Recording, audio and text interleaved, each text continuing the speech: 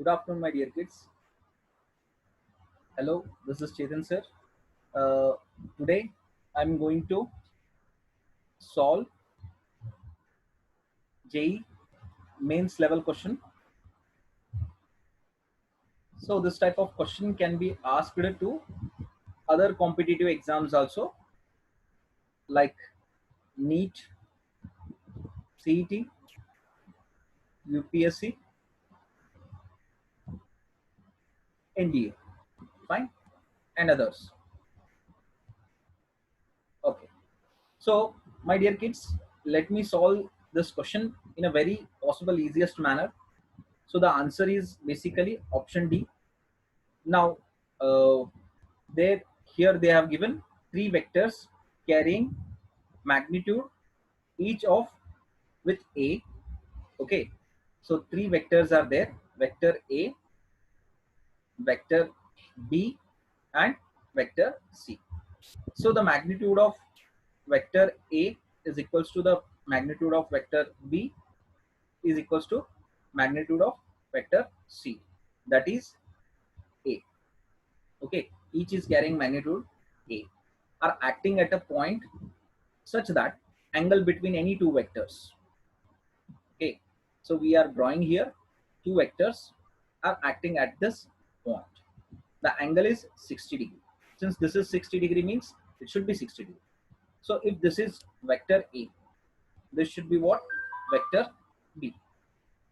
Since we are saying this as vector a and this as vector b, so I'm taking the mirror side of these two vectors. Now this is nothing but opposite side, fine, and the vector b is hypotenuse side and vector a is adjacent side. So my dear kids, when we are taking two vectors at the single point, it means that vector a and vector b, we are taking along positive x axis, fine. Okay, so by this we can take two vectors as dot product, since we are taking the magnitude, the resultant of two vectors in the same direction. So that's why we are taking the two vectors into 2D and making the product of two vectors, vector A and vector B. It can be having the magnitude AB cos theta, where B, vector B carrying its magnitude equals to A. It means A into B. B can be removed with the A. Cos theta is equals to 60 degree. Fine. So the magnitude will be A square cos 60 degree. Fine. So the dot product of two vectors will be having what? The magnitude of two vectors dot product will be A square cos 60. This is very much simple. Okay. For even the vectors, two vectors B and C, it will be having the same magnitude, A square cos 60. And for two vectors, vector C and vector A, the magnitude of two vectors is again we are having the same value, A square cos 60. Fine. This is very much simple. So we should remember this and we can make it easy solution of this question.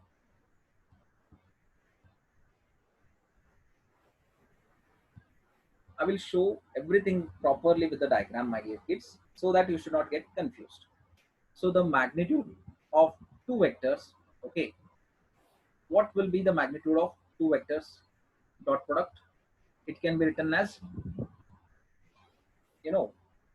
AB cos theta, where theta is equals to 60 degree and B is equals to A square cos 60 degree. And for the two vectors, vector B and vector C, the magnitude of these two vectors will be A square cos 60. For again two vectors, another pair, vector C dot vector A, the magnitude of this product will be A square cos 60. Mean simply you can write, इसी को आप कैसे लिख सकते हो? A B करके लिख सकते हो, और इसी को कैसे लिख सकते हो? बी सी करके, और इसी को सी ए करके. फाइन. तो हमने ये चीजें तो हमने वैल्यू निकाल ली अभी क्या करना है बच्चों, the resultant of 3 vectors. So resultant of the 3 vectors of the, जो रिजल्टेंट वेक्टर है उसका मैग्नीट्यूड हम लिख रहे हैं, कैसे लिखेंगे? So it can be written as vector a plus vector b plus vector c. तो इसका मैग्नीट्यूड कैसे फाइंड करेंगे? R square is equals to, तो जो हमें मैग्नीट्यूड मिल रहा है vector a, vector b, vector c, ठीक है, तो इसका क्या करेंगे बच्चों, इसका हम magnitude of vector a plus b plus c whole square करेंगे। ठीक, तो इसको कैसे सॉल्व करना है? इसका जो 10th का फॉर्मूला है बच्चों वो क्या है? A square plus b square plus c square plus 2ab plus 2bc plus 2ca। बहुत ही सिंपल है बच्चों ये फॉर्मूला, आप सब लोग शायद याद रखे हैं, ऐसे मैं होप करूंगा। And this is r square as it is.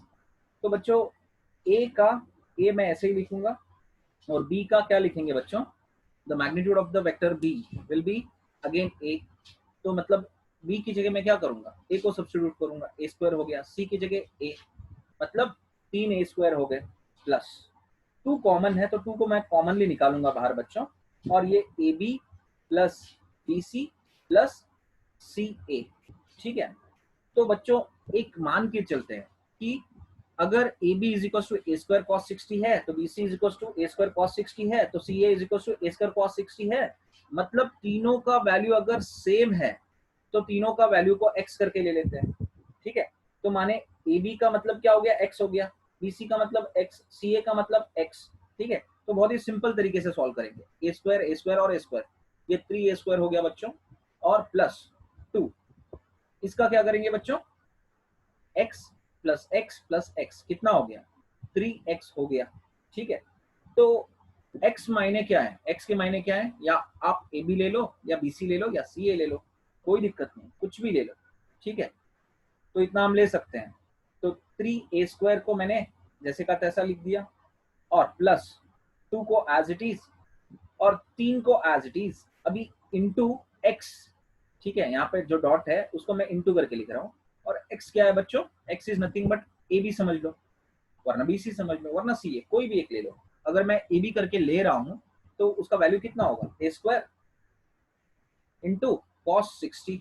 ठीक है, ये इतना तो समझ में आ रहा है हमें। ठीक, तो बच्चों अभी क्या करते हैं? Is equals to 3a square as it is लिखते हैं, r square is equals to plus 2 into 3 कितना हो गया? 2 इंटू 3 6 हो गया। तो फिर ए स्क्वायर एज इट इज। ठीक है, फिर cos 60 का कितना होता है वैल्यू? 1/2 होता है। मायने क्या है? 2 1 जा 2 3 जा। ठीक है, तो कितना आया? 3a स्क्वायर, पहले का जैसे का तैसा लिखा, फिर बाद में का 3 इंटू ए स्क्वायर, 3a स्क्वायर, तो आया कितना? 6a square. मतलब r square is equal to, यहाँ पे लिख रहा हूँ मैं, दूसरे कलर में लिख दूंगा, कोई दिक्कत नहीं। ठीक है, r square is equal to कितना आ रहा है बच्चों? 6a स्क्वायर आ रहा है। ठीक है, तो स्क्वायर को इधर मैं भेज दूं तो क्या होगा? R is equal to √6 into a. ठीक है, फिर से मैं अगर रेड कलर में उसको कार्व कर दूं, आंसर क्या आएगा देख लो आप। R is equal to √6a। मायने कौन सा आंसर है? Option D.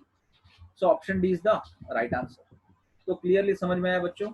Are square is equal to 6a square आया था, क्योंकि देखो यहाँ पे आर स्क्वायर है और ये देखिए 6a स्क्वायर है। मैंने LHS और RHS को जैसे का तैसा लिखा, LHS is equal to RHS, तो फिर स्क्वायर को शिफ्ट किया, √6 बन गया, और ये स्क्वायर और इसका जो रूट इस पे आके गिरेगा वो क्या होगा? कैंसिल होगा, फिर सिर्फ a बचा, फिर r is equal to √6 into ए।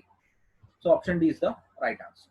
तो बच्चों ये वीडियो कैसा लगा तो कमेंट बॉक्स में बिल्कुल कमेंट करना भूलिएगा मत। अगर ये वीडियो आपको अच्छा लगा तो लाइक करना और कमेंट करना, वो भी आपको जो सही लगे कॉम्प्लीमेंट उसके हिसाब से। एंड ये अगर आपको चैनल पसंद आ रहा है तो सब्सक्राइब करना बिल्कुल मत भूलिएगा, और आपके फ्रेंड्स के साथ शेयर करिएगा। तो मैं बेसिकली क्लास 11 और क्लास 12 के स्टूडेंट्स को फिजिक्स पढ़ाता हूँ बच्चों। तो किसी भी टफ लेवल का क्वेश्चन, आपको जो भी टफ लेवल लगे, तो आप क्वेश्चन कमेंट बॉक्स में पूछ सकते हो, ठीक है। तो मेरा ईमेल आईडी है cj285544@gmail.com, ठीक है। तो बच्चों एक चीज है, अगर आपको कोई भी क्वेश्चन पूछना है तो आप इस पे आप क्वेश्चन पूछ सकते हो, ठीक है। तो नेक्स्ट वीडियो तक थैंक्स एंड बाय बाय।